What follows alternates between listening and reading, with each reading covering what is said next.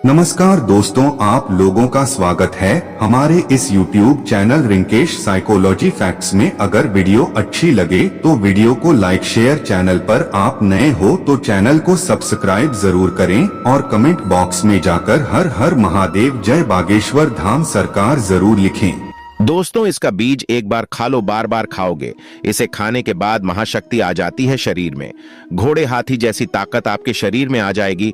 इसका एक टुकड़ा खाते ही शरीर की सारी गर्मी शांत कर देता है।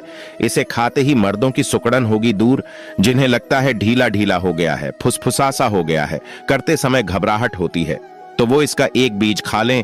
औरत होगी हैप्पी हैप्पी, कई घोड़े की शक्ति मिलेगी। महापावर दबाव का मिश्रण है इसमें।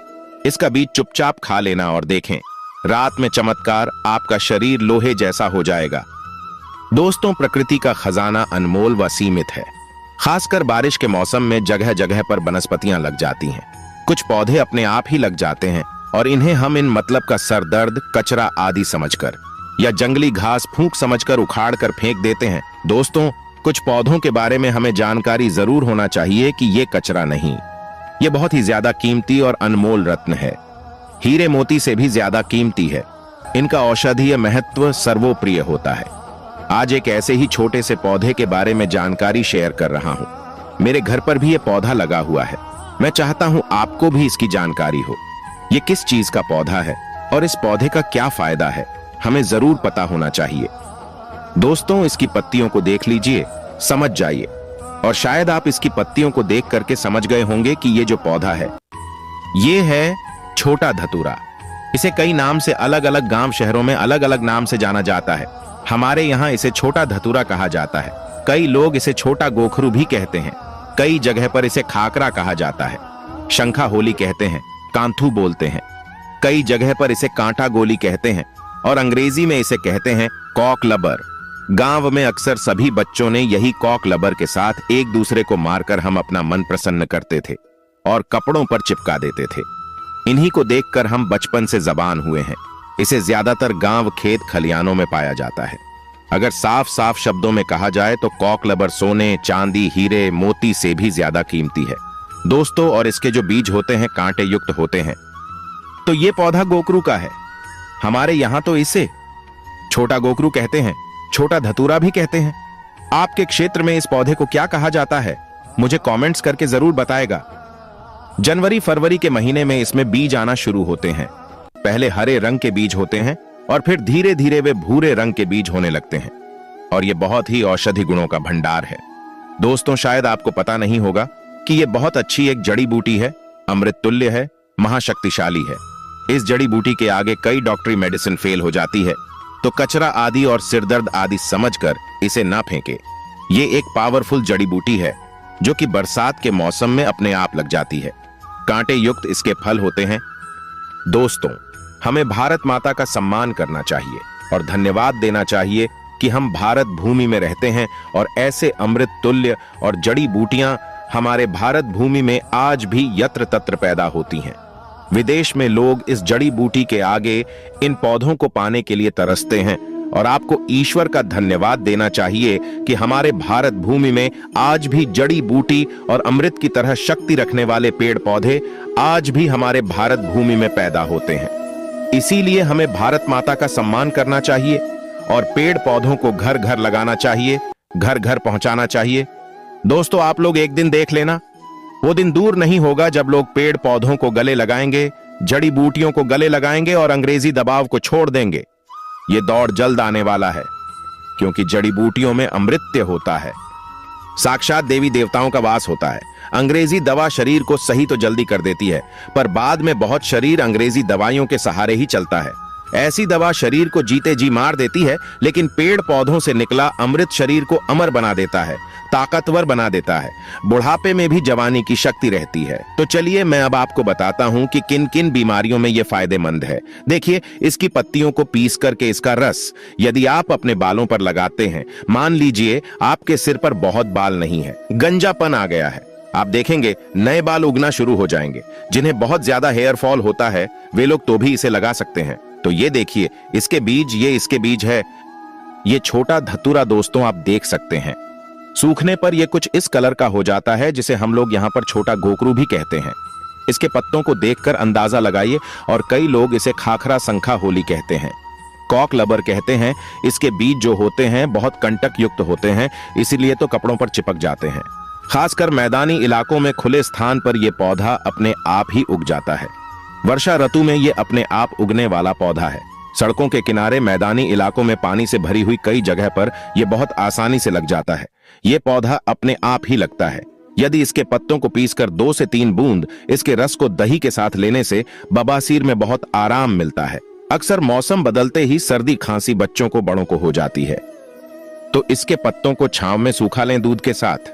जी हां, इसके पत्तों को छांव में सूखने के बाद पीसकर दूध के साथ सेवन करने से सर्दी खांसी में बहुत आराम मिलता है।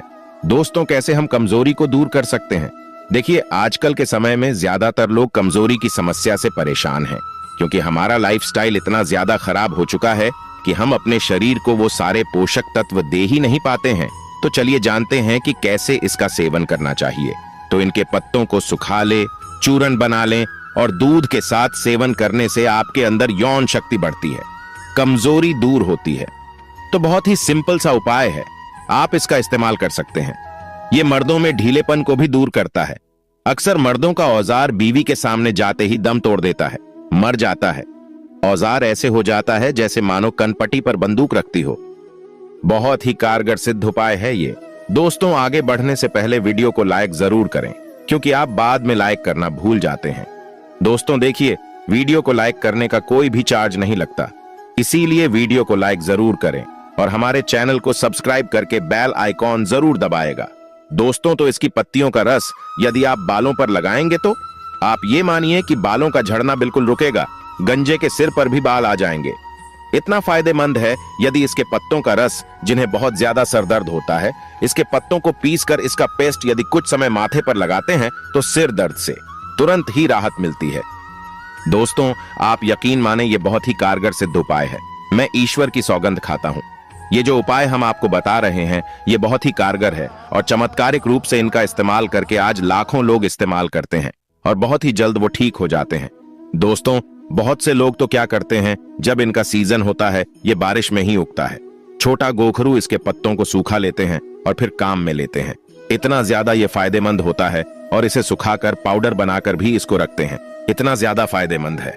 इसके 1 चम्मच पाउडर को, पत्तियों के पाउडर को तेल में मिला लें, किसी भी तेल में, नारियल तेल में, सरसों के तेल में, और उस तेल को अपने बालों पर लगाएं। स्कैल्प की मसाज करेंगे तो गंजे के सिर पर भी बाल उगा देगा। यह पौधा इतना फायदेमंद है, तो हमारे आसपास जो वनस्पति होती है उनके बारे में हमें जानकारी जरूर होना चाहिए दोस्तों। और इसके कुछ ताजी पत्तियों को ले लीजिए, थोड़ा सा क्रश करके या फिर किसी भारी चीज से इसका रस निकालें, और इसका रस भी आप डायरेक्ट बालों पर लगा सकते हैं। आप चाहे तो थोड़ा सा नारियल का तेल भी मिलाकर इसको लगा सकते हैं। और ये जो पौधा होता है वर्षा ऋतु वाला पौधा है, बहुत ही चमत्कारी जड़ी बूटी है, छोटा धतूरा कहते हैं इसे।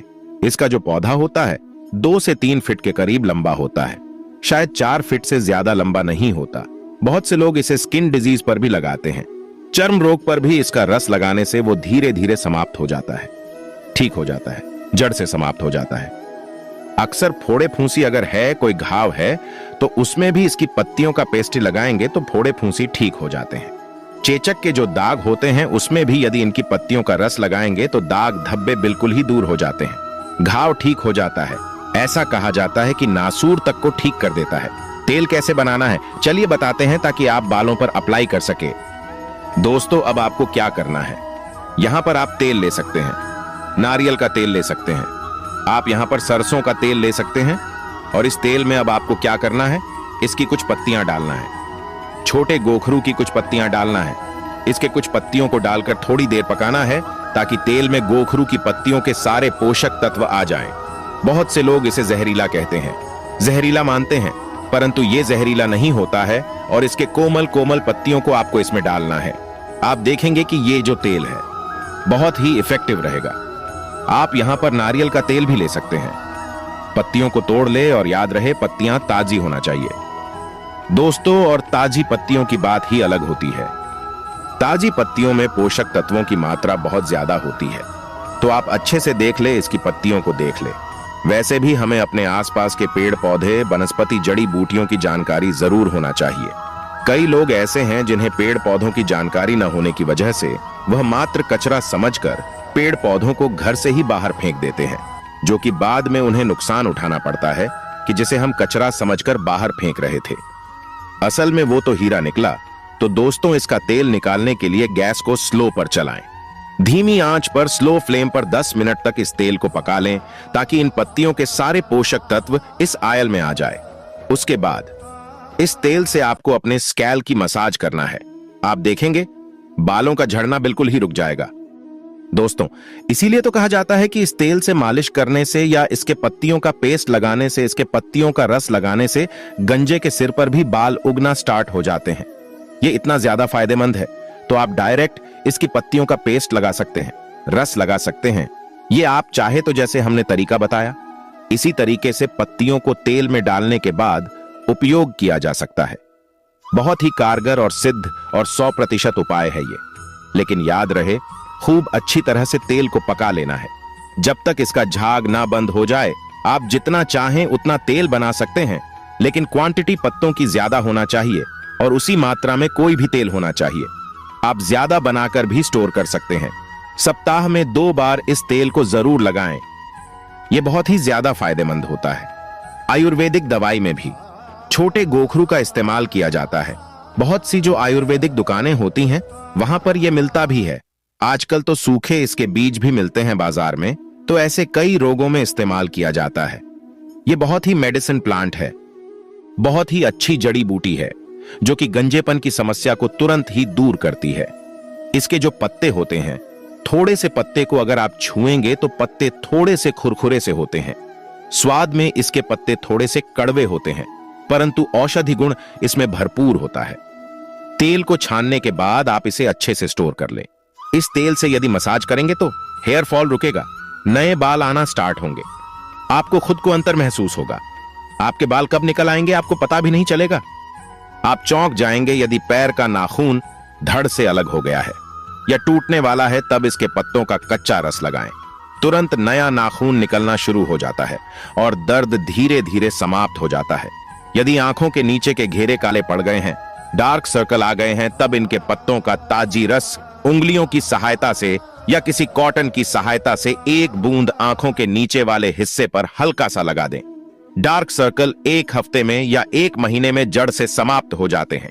यदि सर में बार बार जू हो जाती है, आप परेशान हो गए हैं, सर को खुजाते खुजाते आप पागल से हो गए हैं, सर बार बार गंदा हो जाता है, डैंड्रफ आ जाता है, तब इसके पके हुए तेल को सर में लगाएं और सर की मालिश करें। इसकी सुगंध से जू आपके आसपास भी नहीं भटकेगी और डैंड्रफ आदि भी नहीं होगा। इसका तेल एंटीबायोटिक का काम करता है। दोस्तों, ये उपाय 100% कारगर सिद्ध है। उपाय अगर पसंद आए तो एक लाइक जरूर करें। कमेंट बॉक्स में बताएं आपको ये उपाय कैसे लगे।